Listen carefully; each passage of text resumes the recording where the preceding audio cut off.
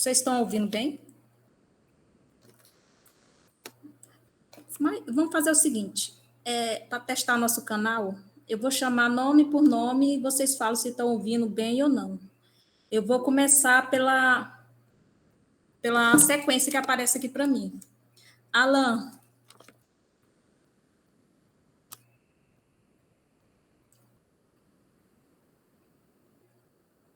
Alan. Alexandre. Estou ouvindo bem, professora. Cleverson. Estou aqui, professora. Daniel. Pode estar bem, tá bom. Estou ouvindo. Luína. Aqui tá ok. Luciana. Yara tá ouvindo bem? Luciana e Alan. Estou ouvindo? Oi, Wanda. Tá ouvindo bem sim, tá? Aí, no final da aula, você pede para eles colocarem o nome nos comentários, para você ter a frequência, viu? Tá, beleza. Tá ok. Qualquer coisa, eu tô aqui, só me chamar. Tá, então a gente já vai iniciar. Se quiser já iniciar a gravação, deixa eu compartilhar aqui a tela.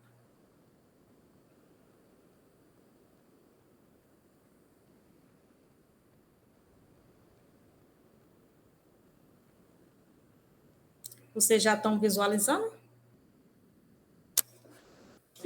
Sim, professora.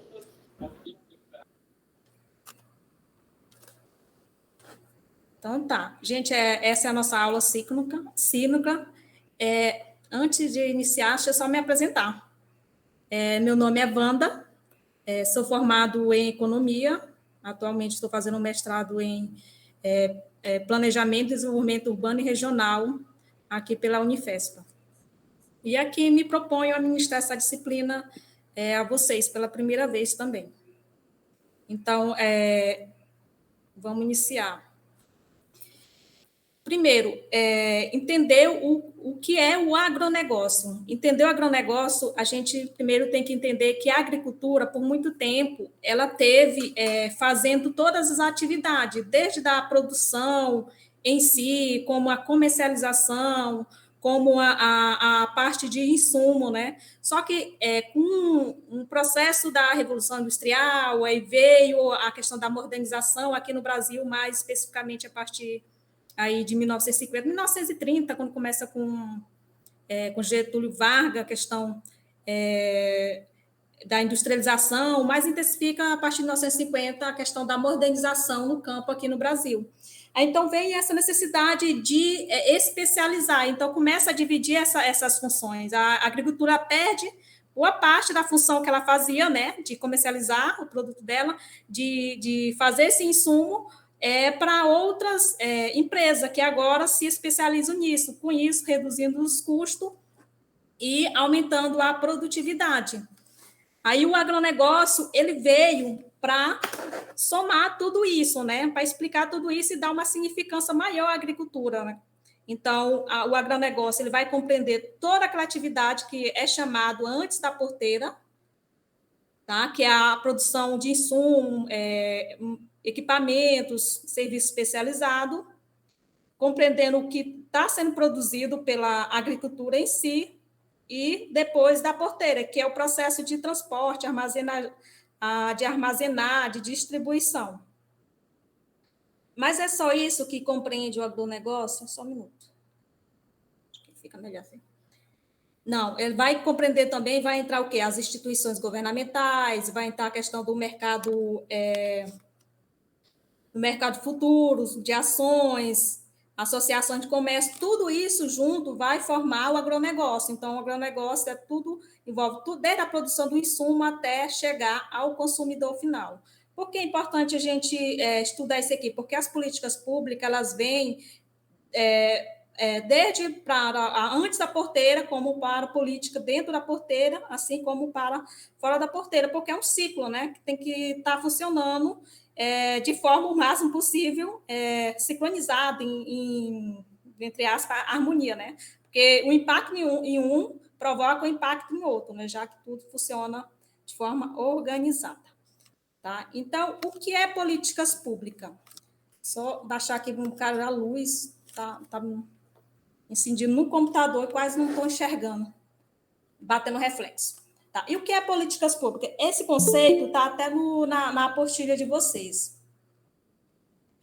Políticas públicas é um conjunto de programas, ações e atividades que vai ser desenvolvido pelo governo, seja ele na esfera federal, estadual ou municipal. E, além disso, também pode ter a participação de outros entes públicos, né? Ou também privada. Ou seja, tudo isso com o intuito do bem comum. Por mais que uma política pode ser para um grupo específico ou para um grupo geral, então, objetiva, no final, o bem comum de todos. E, para o meio rural, as políticas públicas visam desenvolver o meio rural, tá? Desenvolvimento rural, desenvolvimento do agronegócio, além disso, regular conflitos, promover a modernização agropecuária e seus empreendedores e trabalhadores. Só que as políticas públicas, vou enfatizar que elas não são construídas somente de forma meramente técnica.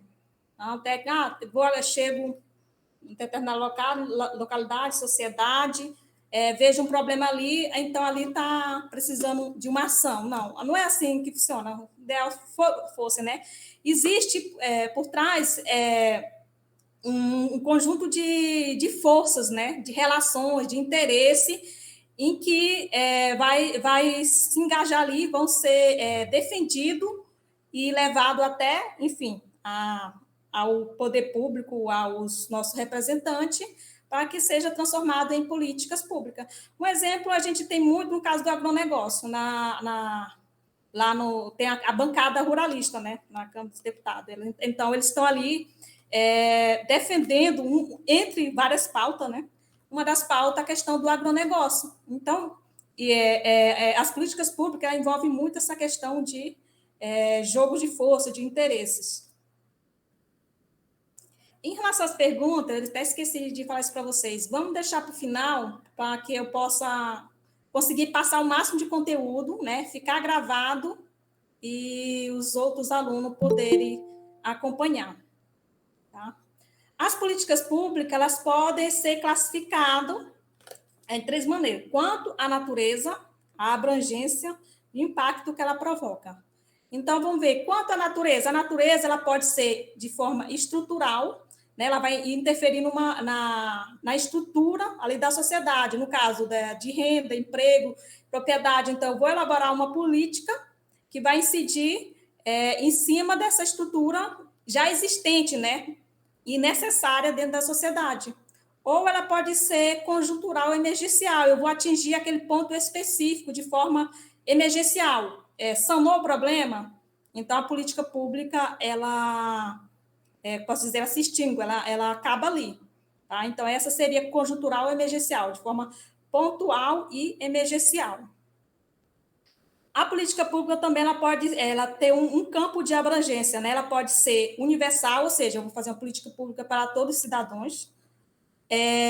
Ela pode ser para atender um segmento. Digamos aqui um exemplo, eu vou fazer uma política pública para atender aos idosos, né? Então, eu estou atendendo um determinado segmento. Ou a um gênero, sei lá, as mulheres, política pública voltada para as mulheres, é o outro exemplo. Ou ela pode ter uma abrangência fragmentada. Eu vou fazer ela para atender dentro de um segmento, digamos, dentro dos idosos. Então, eu vou fazer uma política para atender aqueles idosos que têm problema de Alzheimer. Ou seja, eu estou fazendo uma política pública fragmentada, atendendo dentro do grupo já delimitado algumas características, né? No caso dos idosos, seria aqueles que possuem Alzheimer. Então, essa é a abrangência.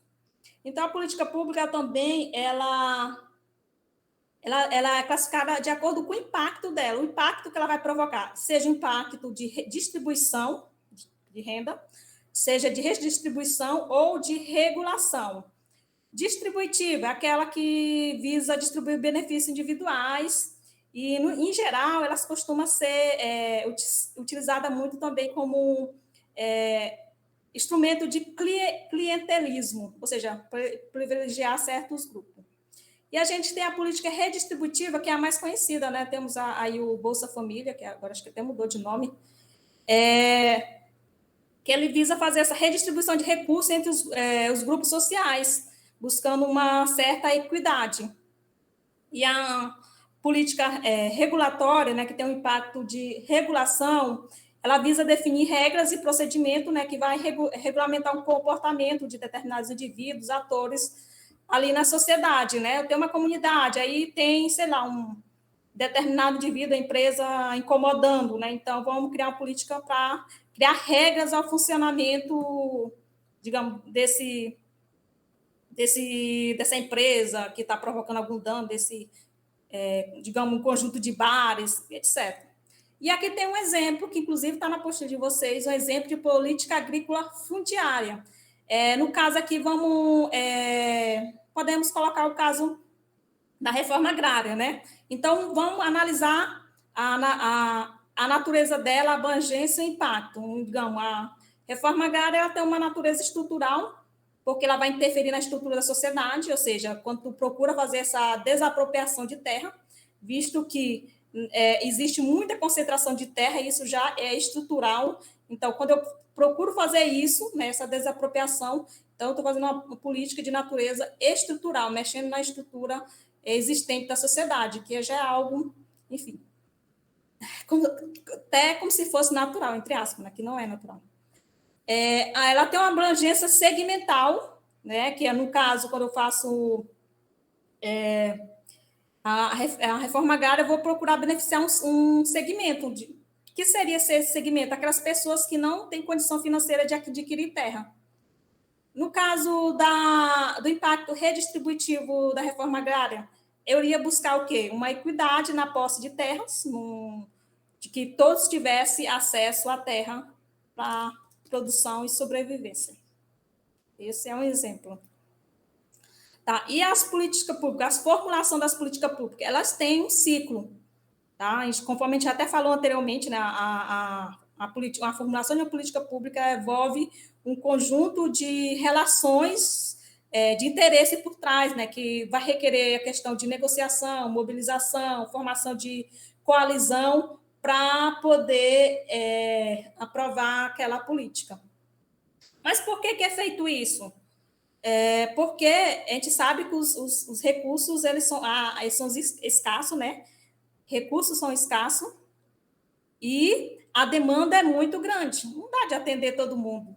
Então, busca-se atender as prioridades, formar, no caso aqui, no ciclo das políticas públicas, a agenda, né? De formar uma agenda para poder atender aquelas prioridades. Nesses casos, às vezes, pode acontecer de não atender nem as prioridades, né? Atender aquilo que teve mais força, né? Teve mais negociação, teve mais uma formação de jogo de força e conseguiu aprovar. Mas, em geral, o primeiro ponto no ciclo de política pública é a formação da agenda. Tá? Levanta-se as necessidades, forma-se uma agenda, né, para selecionar qual aquelas que vai para a pauta. Então, e elas são levadas a esses entes aqui que nos representam. Essas demandas podem ser levadas às câmaras dos vereadores, Assembleia Legislativa, Congresso Nacional, Igreja, Sindicato, e assim, etc. Está aqui uma relação. Depois da formação de agenda, vem a formulação da política, né? É onde vai se definir o quê? As metas, quem são os beneficiários, onde é a origem, os recursos financeiros, para quê? Para que se possa ir para o próximo passo, que é fazer a implementação, onde eu vou tomar uma decisão e fazer a implementação dessa política pública. Tá? Então, aqui a gente chega na implementação da política pública, onde ela vai ser colocada em prática, né? Onde eu vou elaborar os planos, programa, projeto. Mais na frente, a gente vai diferenciar entre eles, né? Que é plano, programa e projeto. Qual a diferença entre eles? Então, eu coloquei em prática essa política pública, só que é necessário que ela seja monitorada e avaliada. Para quê? Para me ver se o problema já foi sanado, ou se aquela política pública precisa ser melhorada, precisa de alguma correção. Então, ela precisa passar por últimos, que fechando o ciclo, que é a avaliação e o monitoramento. Aqui. Então, ao fazer a avaliação de uma política pública, vai permitir à administração pública fazer tudo isso aqui, ó. Gerir as informações úteis para outras futuras políticas públicas, ela poder fazer a prestação de conta, ela justificar ações, explicar decisões, corrigir, prevenir falha, entre outros.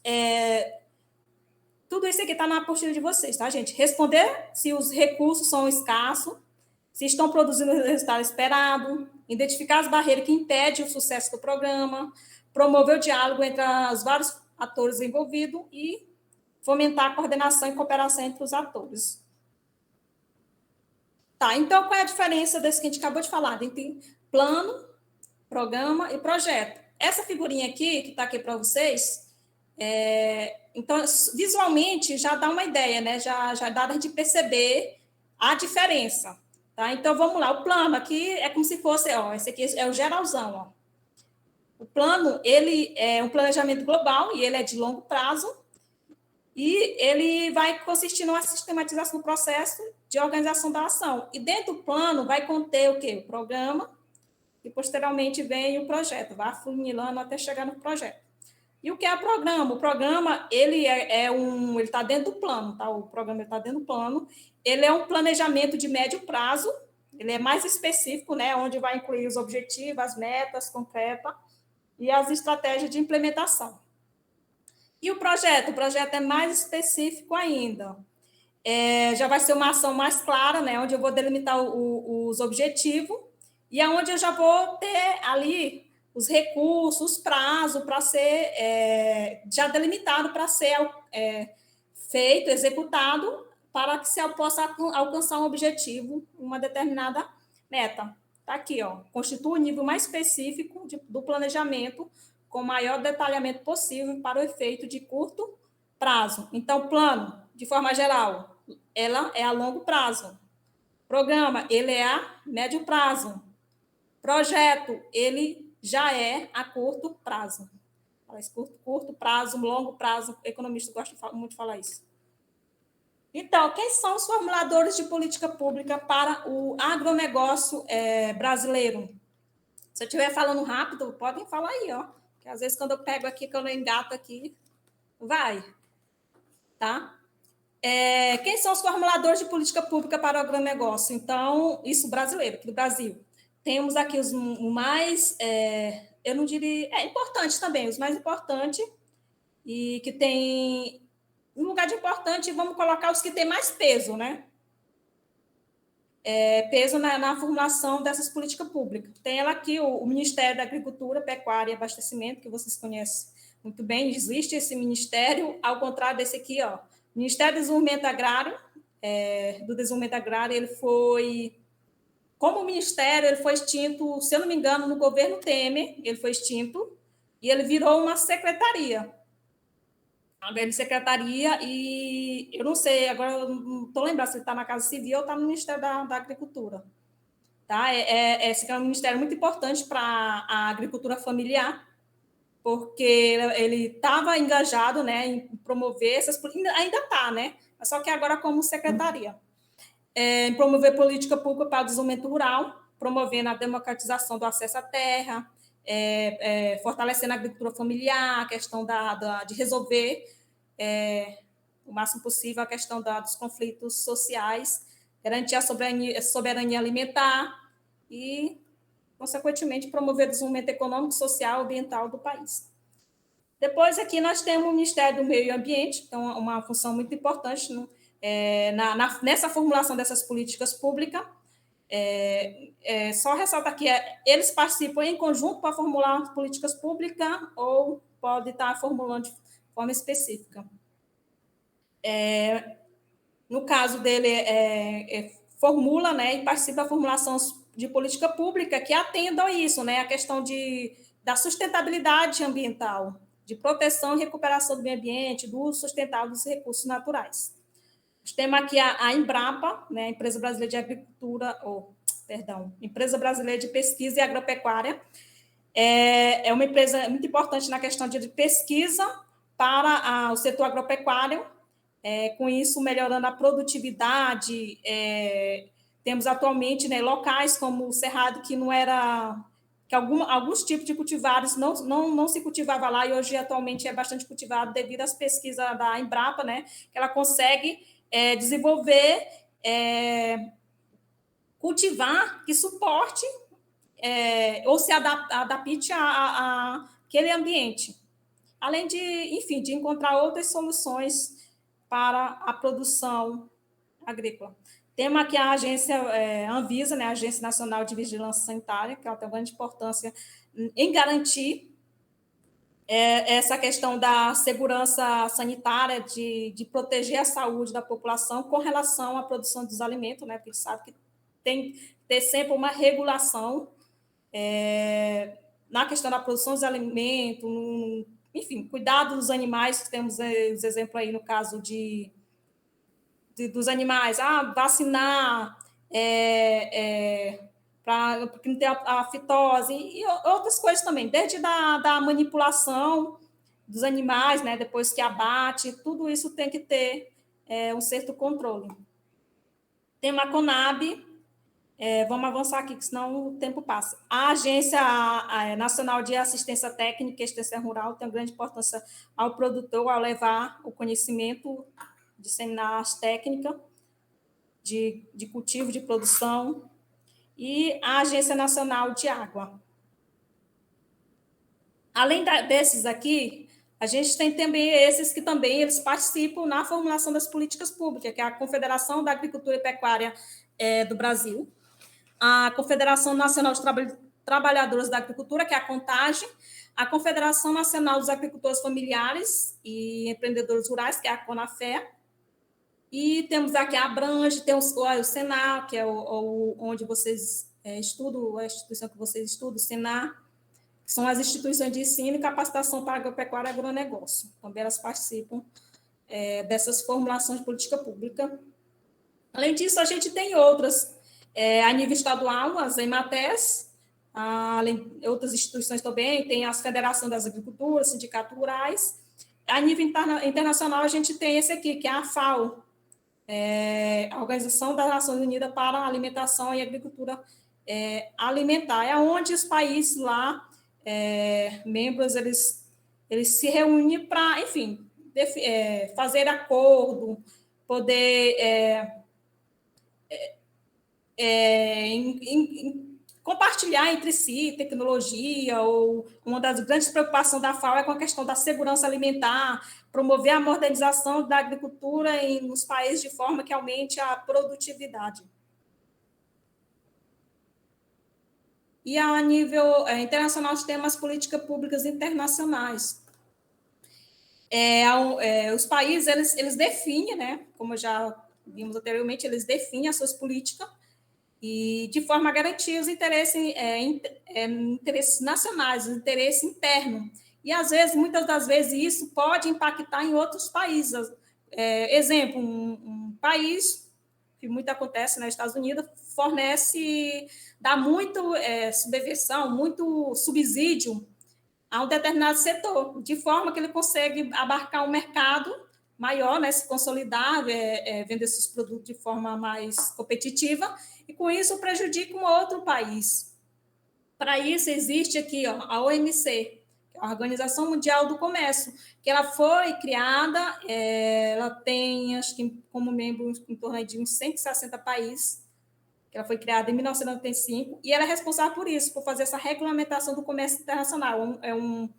É um fórum onde ela vai estar fazendo supervisão dos acordos que são feitos, das políticas que os países implantam, que às vezes outros vão lá reclamar que está prejudicando a economia dele. Então, naquele fórum são julgados isso. E isso tem favorecido muitos países, como o Brasil, né? Às vezes, os Estados Unidos vai lá dar muito subsídio a um determinado setor que termina prejudicando o setor aqui. Aí o Brasil vai lá, enfim, formula seu questionamento, sua reclamação, e é julgado, e às vezes, em alguns casos, né, foi favorável. Só que tem uma outra questão. Eles podem criar política pública alegando questões sanitárias, questões de meio ambiente, garantir a saúde, que pode impactar outro país. Exemplo, um país que ele importa muito aqui do Brasil, digamos, carne, né? Acho que carne. Aí, simplesmente, faz uma política pública lá, digamos, sanitária, e onde exige muitas coisas do Brasil, para que ela possa comprar, aquele país possa comprar carne do Brasil, então ele tem que cumprir certas regras. E isso alegando questões de saúde, né, questões sanitárias, que às vezes, muitas vezes, por trás pode estar essa questão dele querer proteger o mercado interno, proteger seu mercado interno usando dessa ferramenta para, enfim, driblar essa questão de ir para a OMC. Aí o que acontece? No caso do Brasil, ele vai ter que cumprir essas normas, que muitas das vezes isso gera um custo, aumenta o custo para os produtores, né? E por isso que é importante a política pública, porque assim os produtores não vão ter condição de cumprir aquelas normas, não tem recursos para isso. E as políticas públicas são muito importantes para isso. E às vezes, muitas vezes, termina tirando aquele produtor do mercado. Tá. A política pública agrícola brasileira tem 2 marcos importantes que vêm regulamentar a atuação dos formuladores de política pública, a atuação do Estado em relação a isso, de formular a política pública.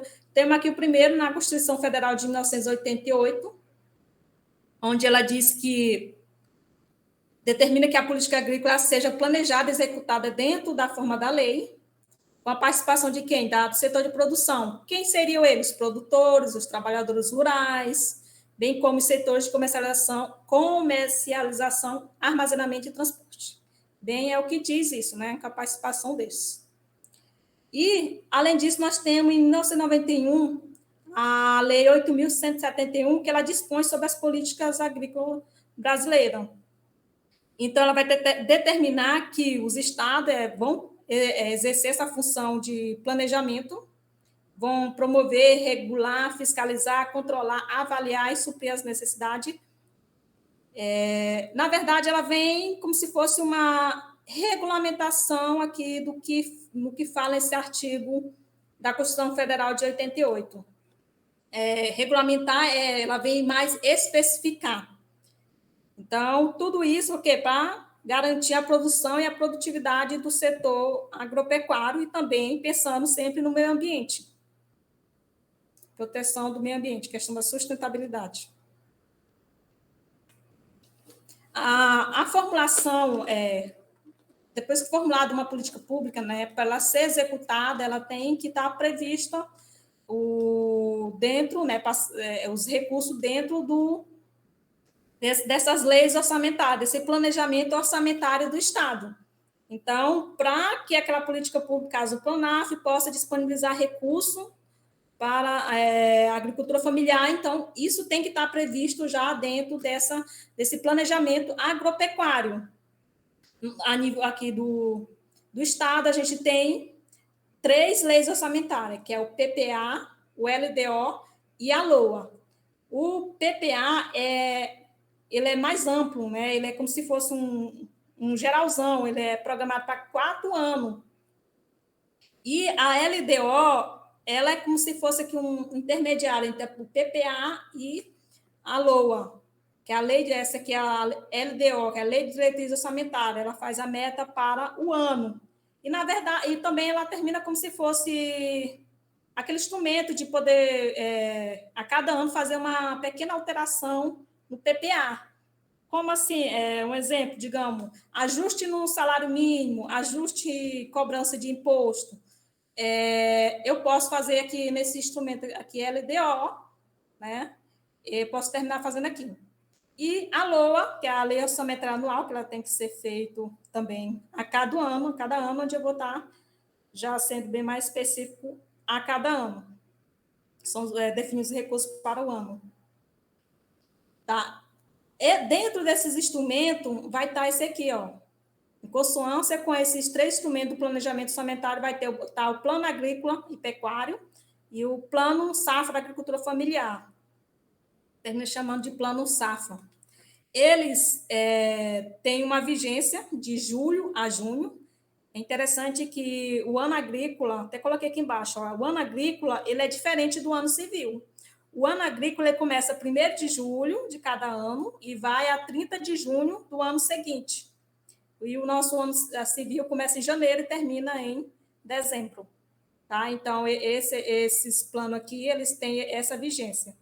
E eles vão contemplar um conjunto de medidas que vai orientar a questão dos investimentos na agricultura empresarial, na agricultura familiar, durante esse período aqui do ano agrícola.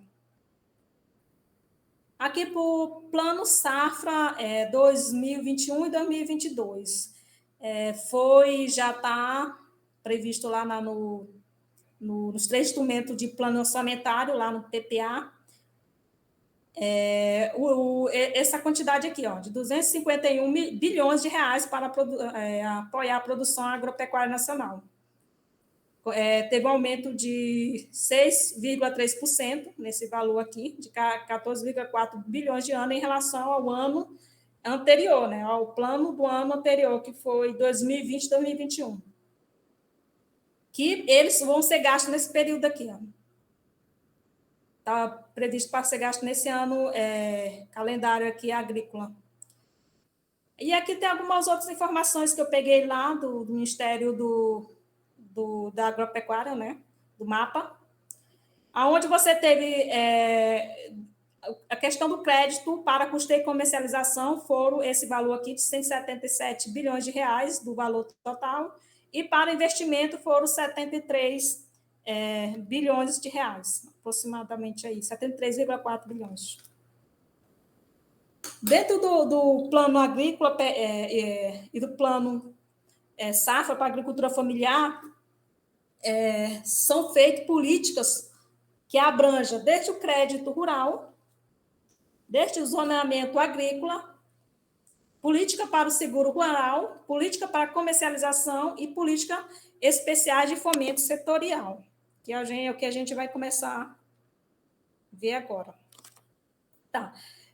Políticas de crédito rural. Por que o setor agropecuário ele é tão, eu posso falar, tão necessitado dessas políticas? Ela é muito importante para a produção do setor, porque é um setor que ele tem alguns riscos, e a questão da produção também, o ciclo de produção. Em relação aos ciclo, tem a questão da sazonalidade da produção, né, onde você tem um período de safra e entre safra, né, então aí tem aquele período que às vezes o produtor pode ficar sem produção, ou dependendo do período da safra, ele pode intercalar com outra produção. Tem a questão dos riscos, né, que é algo imprevisível, a questão da ocorrência das pragas e doenças. Tem a questão da perecibilidade, o tempo de duração do produto, que em geral são produtos que estragam, só que tem um que estraga mais rápido do que outros. Isso pode trazer um custo ao produtor. A questão também da questão do que ele tem de despesa e receita, né, que pode se concentrar em determinado período. Determinado período pode ser que ele tenha mais despesa do que receita, porque é algo mesmo do setor. Se ele trabalha ali na propriedade dele só com um tipo de cultura, e mesmo que ele trabalhe com um tipo de cultura, os custos vão ser feitos para aquele tipo de cultura. Então, a gente tem esse tipo de risco e o ciclo natural mesmo da produção, que faz com que o setor ele seja muito dependente, né, e necessitado dessas políticas de crédito para a produção. E essas políticas de crédito elas podem ser de custeio, que vai ser usado no ciclo da produção, para poder produzir, no caso, adquirir semente para o plantio, fertilizante e etc., vai ser usado diretamente ali no ciclo da produção. Temos crédito para investimento, onde você vai utilizar para ampliar ali a tua área de produção, para ampliar a tua produção, que pode ser usado em um e mais ciclo, né? Você vai usar para adquirir desde de implementos agrícolas, desde construir um armazém, um galpão, fazer uma recuperação de pastagem, tudo isso são crédito de investimento. E também temos crédito para comercializar. Quem são as instituições financeiras? As instituições financeiras públicas que operam no sistema, na verdade, que são responsáveis por operar com esse crédito, com esses créditos rural. São elas aqui, ó, o BNDES, temos o Banco do Brasil, o BASA, que é um dos principais que opera com essas políticas de crédito. Temos o Banco do Nordeste, mais recentemente tem a Caixa Econômica Federal. Além desses, está surgindo esse aqui, ó, que estão operando muito com esses créditos rural, que são esses bancos privados, essas cooperativas de crédito. Está aqui o exemplo de alguns: Cicobi, Cressol, Sicredi, Bradesco, e entre outros.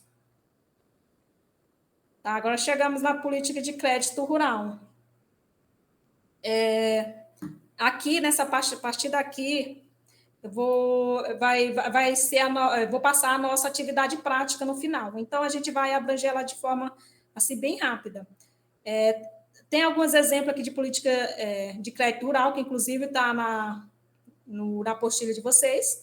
Temos aqui o MADEFrota, que é o Programa de Modernização da Frota de Tratores Agrícolas, implemento associado e colheitadeira. Então, pelo nome já dá de saber qual é a finalidade dele. Foi criado em 2000 e vai prever financiamento para isso, para adquirir tratores, implementos, colheitadeira, pulverizadores e etc. Quem são os beneficiários? São os produtores rurais e suas cooperativas. Temos aqui o Programa de Incentivo à Irrigação e Armazenagem, que é o chamado MODEINFRA. A finalidade é apoiar na questão do desenvolvimento da agropecuária irrigada, fazer ampliação da armazenagem da produção agrícola, proteger a fruticultura, apoiar na construção e ampliação de instalação para guardar máquina e implementos agrícolas, e estocagem de insumo agropecuário. Também operaram por não só o BNDES, como outra instituição financeira, que seja credenciada no Sistema Nacional de Crédito. A outra política pública, aqui o Programa para a Construção e Ampliação de Armazéns, chamado PCA. É destinado para quê? Para ampliação ou construção de novos armazéns. Para quê? Para poder guardar os grãos, etc. A produção, que pode ser guardada. Né? Um exemplo mais comum é a questão dos grãos. Mas tem fruta, tubérculo, bulbo, hortaliça e etc. Aqui coloca como condições para adquirir esse programa, que é condicionado à apresentação do projeto específico, tem que apresentar esse projeto, assim como os outros também tem que apresentar. Temos aqui o programa para redução de emissão de gases do efeito estufa na agricultura, que é chamado o programa ABC. Estou bem pequenininho, deixa eu só virar aqui. Tá? Que foi lançado em 2010. Ele é um importante incentivo governamental para o uso de tecnologia e prática que seja ambientalmente sustentável. Então, a gente tem, exemplo, alguns planos, né, que é o Plano Setorial de Mitigação de Adaptação Climática para baixa emissão de carbono, que é coordenado pelo MAPA. Então, está aqui os exemplos de plano, que abrange as linhas de crédito, tá? Então, eu tenho linha de crédito para recuperação de pastagem degradada, eu tenho linha de crédito para produção de orgânico e plantio direto, tenho linha de crédito para integração, eu tenho linha de crédito ambiental para poder adequar ou regularizar a propriedade rural, de acordo com a legislação ambiental. E eu tenho para a questão de fixação, estímulo e fixação biológica de nitrogênio. Temos aqui o mais conhecido, que é o PRONAF, que é o Programa Nacional de Fortalecimento da Agricultura Familiar. Finalidade é isso, fortalecer a agricultura familiar, estimulando a geração de renda e melhorando o uso da mão de obra familiar. Ela uma política pública que apresenta as mais baixas taxas de juros do financiamento rural do país, e para poder poder conseguir esse financiamento, você tem que apresentar, se enquadrar, né, como agricultor familiar e apresentar essa declaração de aptidão ao PRONAF, que é chamado DAP. Lá, quando você faz o cadastro, lá tem várias perguntinhas que você vai preenchendo lá e, enfim, no final, ver se você se enquadra como um agricultor familiar, se cumpre os requisitos. Além dos agricultores familiares, também existem outros beneficiários que mediante a apresentação do DAP, eles podem conseguir esses créditos do PRONAF, que está aqui, ó, os pescadores, agricultores, silvicultores, extrativistas, integrante de comunidade quilombola, povos indígenas e outros povos, comunidades tradicionais, eles podem também acessar os créditos do PRONAF. E o PRONAF ele é dividido em vários subprogramas. Se você entrar no site do BASA, né, que é um dos principais operadores da política de crédito rural, lá eles dão muita informação, né? Quem não tem conhecimento, quer conseguir algum financiamento, pode entrar lá que você consegue muita informação no site do BASA. Mas aqui eu trouxe esse aqui até tem na apostila de vocês citando exemplo, lá, vários subprogramas, esse eu peguei do Banco Central, onde ele coloca os programas PRONAF para agroindústria, PRONAF Mulher, agroecologia, a bioeconomia está bem alta, esse PRONAF aqui de bioeconomia, tanto que eu participo do projeto de elaboração da tabela, vamos falar, da matriz de insumo produto para o estado do Pará, né? E um dos focos que a gente está muito é essa questão da bioeconomia. PRONAF mais alimento, PRONAF jovem, PRONAF de microcrédito e PRONAF corta-pate. Então, eles têm a finalidade e alguns critérios. No caso aqui, ó, o grupo PRONAF B, financia agricultores, produtores familiares, pessoa física que tem obtido renda familiar até R$20 mil, isso nos 12 meses de produção normal, que vai anteceder a solicitação do DAP. Temos aqui o PRONAMP, que é o Programa Nacional de Apoio ao Médio Produtor Rural. Era uma das grandes questões que se tinha, uma política pública de apoio à agricultura familiar, mas não se tinha apoio ao médio produtor rural. Então, foi criado o PRONAMP, para apoiar e fortalecer o médio produtor rural. E ele tem alguns critérios para definir se o proprietário ele é um proprietário rural, por ser arrendatário, se ele é beneficiado do PRONAMP ou não. E as regras, alguns critérios essas regras, ter no mínimo 80% de sua renda originada da atividade agropecuária ou atividade e possuir a renda bruta, esse aqui, de 1.600.000. Temos aqui a política de seguro rural. Só um minuto, onde eu botei minha água. Agora, coloquei bem longe, ficar sem beber água. A política de seguro rural, conforme eu falei anteriormente, o setor agropecuário ele está sobre riscos, seja risco ambientais, risco a questão de praga, risco a questão da questão dele ter um período de safra, entre safra. Tem também a questão do risco, o risco do mercado, né? Enfim, o preço cair do produto e, com isso, os produtores eles podem ter prejuízo, ou seja o preço internamente, ou seja externamente, né? Ele pode estar impactando determinados setores. E essa política de seguro rural ela vem para isso, né? Trazer uma maior segurança ao produtor rural na produção. Então, tem algumas modalidades de seguro rural que é amparada pela essa política. Então, a modalidade para a agrícola, né, é onde você vai fazer um seguro contra a perda decorrente, principalmente de fenômenos meteorológicos, incêndio, raio, vento, enfim, granizo, geada, excesso de chuva. Tudo isso tem essa questão aqui do seguro que você pode fazer. Ou, se você é do setor agropecuário, você pode fazer um seguro contra, né, em caso de morte de animal, que é destinado ao consumo, produção, cria, recria, etc. Né?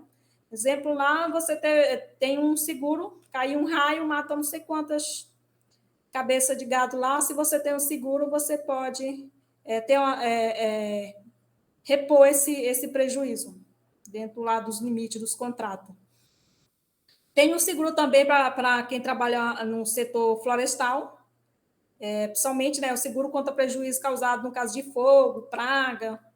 Temos o seguro para o setor aquícola, no caso de por morte, seja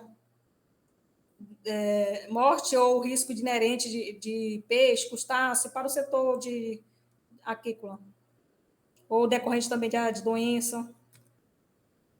A outra política é a política de pesquisa agropecuária, muito importante para fortalecer a produção do setor.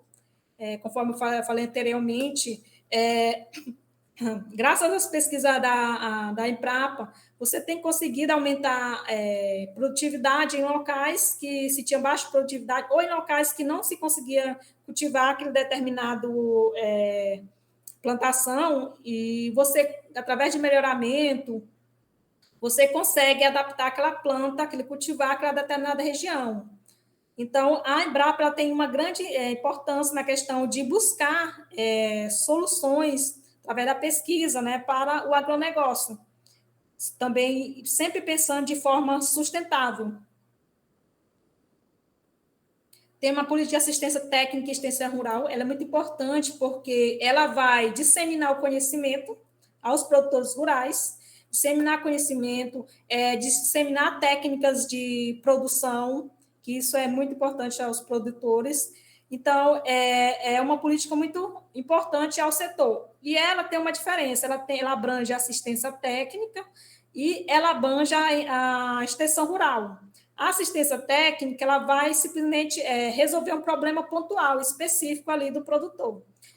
E a extensão rural, né, ela vai passar conhecimento, ela vai capacitar os produtores, tá? Em geral, aqui em Marabá tinha muito, até que eu observei que diminuiu bastante, essa assistência técnica, que trabalhava muito com isso,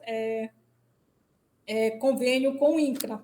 E atualmente eu tenho visto pouco esse escritório. Não sei se é só impressão minha. Depois vocês falam ao final.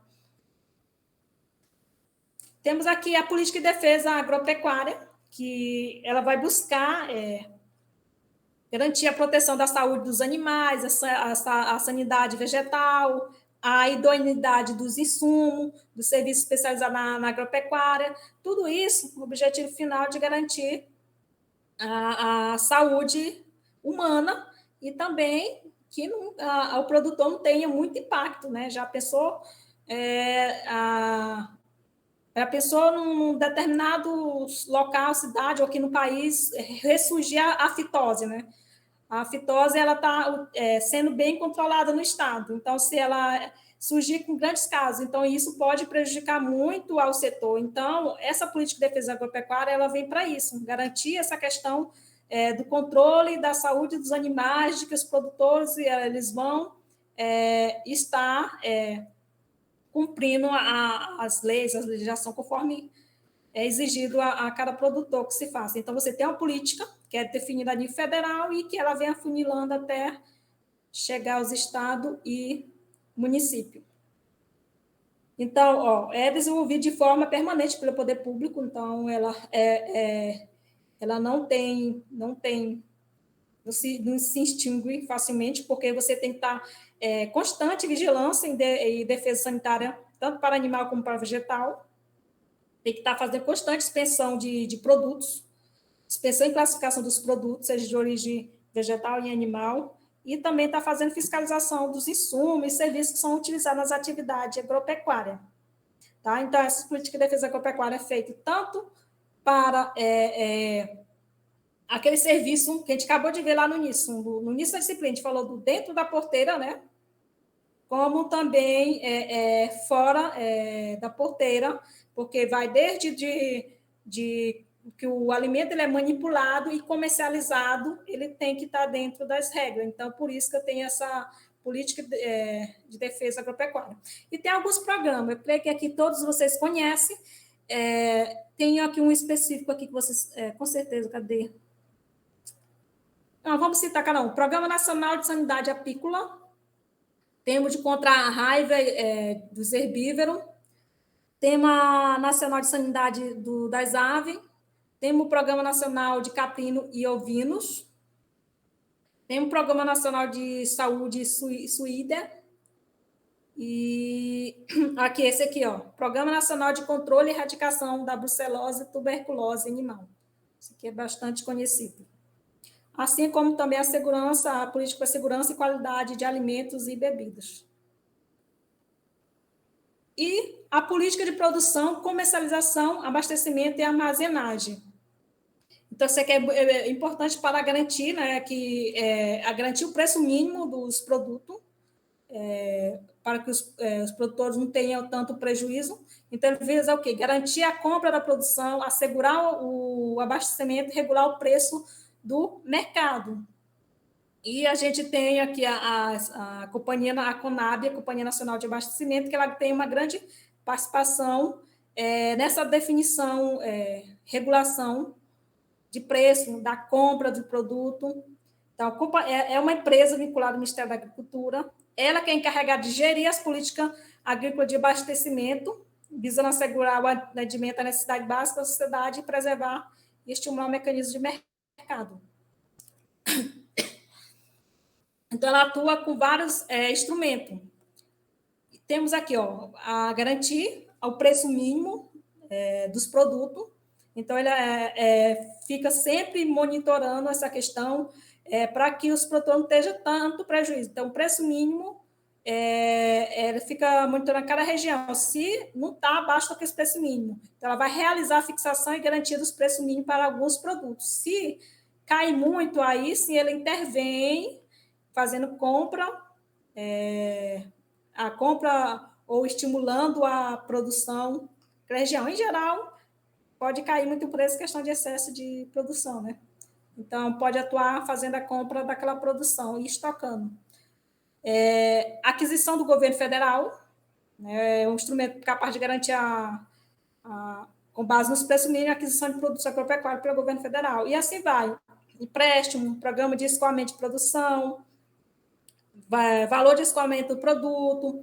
E temos aqui, para a agricultura familiar, esses dois importantes instrumentos de comercialização, que é o PAA, o Programa de Aquisição de Alimentos dos Agricultores Familiares, e temos o PNAE. E o objetivo do PAA é superar o gargalo que os produtores podem ter na questão da venda da produção. A venda da produção a preços remuneradores e compatível com o mercado. Então, tem esse instrumento aqui que o governo pode intervir através dele. Então, o que o governo vai fazer? Ele vai comprar a produção familiar a preços adequados, sem muita burocracia e sem a atuação dos intermediários. E temos aqui o PNAE, que é um programa para aquisição de alimentação escolar, ou seja, existe uma lei que diz que 30% da merenda escolar tem que vir da agricultura familiar. Então, a prefeitura, ao comprar alimentos para a merenda escolar, então 30% tem que vir da agricultura familiar. Então, no mínimo, 30% do valor repassado a estados e municípios para que ele faça isso, né? Através do Fundo Nacional de Desenvolvimento da Educação, ele repassa dinheiro para que o município faça isso, né? Para o PNAE, que deve ser utilizado obrigatoriamente na compra de gênero alimentício proveniente da agricultura familiar. É um processo que ele é dispensado a questão da licitação. E temos aqui a política de proteção ao meio ambiente. Esse aqui, acho que, inclusive, foi a partir daqui que eu fiz até um videozinho, coloquei lá, acho que ainda está lá no YouTube lá. Tem acesso quem está com link, aí consegue acessar. Então, as políticas de proteção ao meio ambiente é uma política que vem dar apoio à questão da sustentabilidade no agronegócio. E ela está aqui embasada, amparada na Constituição Federal. Ela está embasada na Lei 8.171, que a gente viu anteriormente, que é onde estabelece as diretrizes para a política agropecuária. Entre elas, diz que para a produção do setor, ela tem que ser feito de forma a proteger o meio ambiente, a proteção do meio ambiente e a conservação dos recursos naturais. Então, eu coloquei alguma das funções do poder público aqui, tem várias outras também. Então, de acordo com a lei, o poder público ele tem que fazer o quê? Junto com os entes federativos, digamos, junto com todos os entes, seja estados, eles têm que atuar junto na preservação do meio ambiente, delimitar políticas para isso, realizar o zoneamento agroecológico, onde vai estabelecer a questão da ocupação espacial do seus respectivos territórios, em onde também vai definir as áreas para a construção que pode ser construído novas hidrelétricas, ou para a construção de novas hidrelétricas. Também vai determinar que a fiscalização e o uso racional dos recursos dos meio ambiente são também responsabilidade do proprietário, ou seja, não é só do poder público, o proprietário também ele tem a sua parcela de responsabilidade em fazer essa preservação do meio ambiente. Então, pensando nisso, aqui o novo Código Florestal, que é um dos marcos na legislação ambiental, ele vem ratificar isso. Ele vem estabelecer as normas de ocupação do solo e proteção da vegetação e dizer, produtor, ou melhor, vamos falar, proprietário, você também tem a obrigação de proteger o meio ambiente, de deixar uma determinada parcela lá da sua propriedade como forma de reserva legal. Então, você tem aqui, estabelece que as áreas de preservação permanente e as áreas de reserva legal.